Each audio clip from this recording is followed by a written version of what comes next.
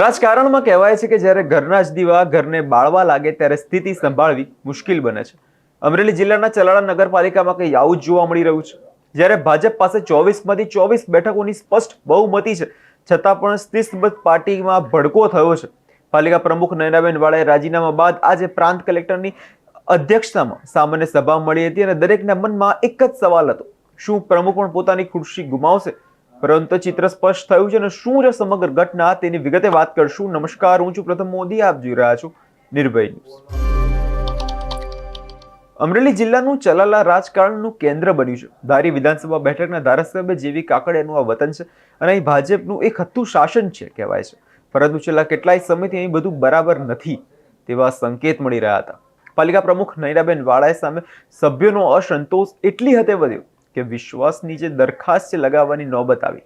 જોકે મામલો વધુ વણસે તે પહેલા જ 22 ડિસેમ્બરે નયનાબેને પોતાનું રાજીનામું ધરી દીધું હતું.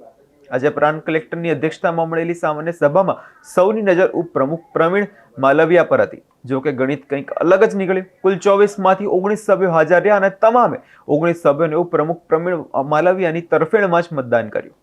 પરિણામે ઉપપ્રમુખ સામેની અવિશ્વાસની દરખાસ્ત જે પાયા વિહોણી સાબિત થઈ અને તેઓએ પોતાના પદ પર યથાવત રહ્યા. સાંભળીએ ચલાલા નગરપાલિકાના ચીફ ઓફિસરે આ વિષય લઈને શું કહ્યું છે. ભાજપની સ્પષ્ટ બહુમતી હતી છતાં પણ અવિશ્વાસની દરખાસ્ત પાલિકા પ્રમુખ પર આવી. આજે બેઠક યોજાણી, શું કહેશો?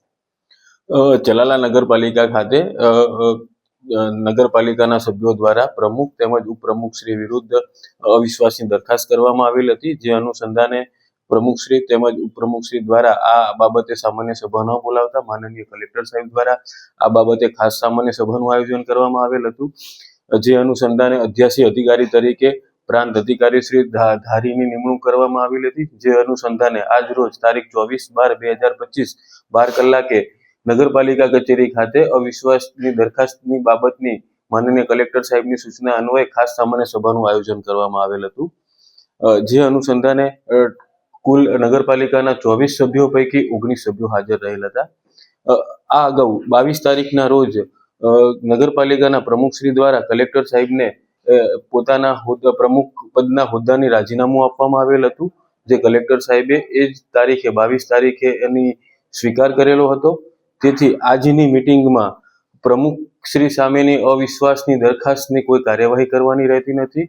તેમજ ઉપપ્રમુખની સામે અવિશ્વાસની દરખાસ્ત બાબતે ટોટલ 24 સભ્યોમાંથી 19 સભ્ય હાજર રહેલ હતા. અને આ દરખાસ્તના અનુસંધાને તમામ હાજર રહેલ 19 સભ્યોએ અવિશ્વાસની દરખાસ્તની વિરુદ્ધમાં મતદાન કરેલ, એટલે કે ઉપપ્રમુખશ્રીને એમના હોદ્દા ઉપર ચાલુ રાખવા માટે મતદાન કરેલ છે.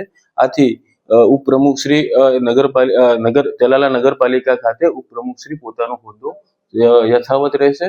તેમજ પ્રમુખશ્રીએ એમનું રાજીનામું અગાઉથી આપેલ હતું, એટલે પ્રમુખશ્રીનો હોદ્દો ખાલી પડેલ છે. આ બાબતે નગરપાલિકા દ્વારા માનનીય કલેક્ટર સાહેબને રિપોર્ટ કરવામાં આવશે અને માનનીય કલેક્ટર સાહેબ આ બાબતે ચૂંટણીની જાહેરાત કરશે. પરંતુ સવાલ એ થાય છે કે જો 24 સભ્યો ભાજપના છે તો વિવાદ કેમ? ઉપપ્રમુખ પ્રવીણ માલવિયાએ જીત બાદ મીડિયા સમક્ષ સ્વીકાર્યું હતું કે પાલિકા પ્રમુખ સામે સભ્યોએ ભારે રોષ હતો. આંતરિક મતભેદો અને કામ કરવાની પદ્ધતિને લઈ સભ્યો નારાજ હતા, જેના કારણે આ સ્થિતિ સર્જાઈ છે. સાંભળીએ પ્રમુખે આ વિષય લઈને શું કહ્યું છે. દરખાસ્ત હતી પણ સાંગો પાંગ ઉતરી ગયું બધું, શું કહેશો? મને કોઈ મારો વિરોધી હતો નહીં, મારો કોઈ વિરોધ હતો નહીં. આ તો એને લાગ્યું હોય તો મૂકી વિશ્વાસની દરખાસ્ત, પણ મારા તરફેણમાં 19 સભ્યોએ મને મતદાન કરીને મારી તરફેણ કરી છે. કારણ હું આવું પ્રમુખ સામે અવિશ્વાસની દરખાસ્ત, પ્રમુખ સામે અવિશ્વાસની દરખાસ્ત, કારણ એ તો આંતરિક મતભેદ હોય થોડા ઘણા, અને એને પોતાના પ્રમુખને કુટુંબનું જવાબદારી સંભાળવાની હોય એટલે એને આપ્યું હતું રાજીનામું. તમારી સામે અવિશ્વાસની દરખાસ્ત સભ્યોએ અગાઉ કરી હતી, તો આજે કેમ સહમતિ? તો પાર્ટીનો આદેશ હોય પ્રમાણે ચાલતા હોય લોકો. હવે ચલાલા નગરપાલિકામાં નવા પ્રમુખ કોણ બનશે અને જિલ્લા કલેક્ટરને રિપોર્ટ સોંપ્યા બાદ આગામી દિવસોમાં ફરી સામાન્ય સભા બોલાવવામાં આવશે. ધારાસભ્ય જેવી કાકડિયાના ગઢમાં સર્જાયેલો આ ભડકો ભાજપ હાઈકમાન્ડ પણ ચિંતાનો વિષય છે. શું નવા પ્રમુખની વરણી બાદ વિવાદ શાંત થશે કે પછી નવા સમીકરણો રચાઈ રહ્યા છે? આ વિષયને લઈને તમારો શું અભિપ્રાય છે તે કમેન્ટ કરી જરૂર જણાવજો અને અમારી ચેનલ નિર્ભય ન્યૂઝને લાઇક, શેર અને સબસ્ક્રાઇબ કરવાનું ભૂલશો નહીં.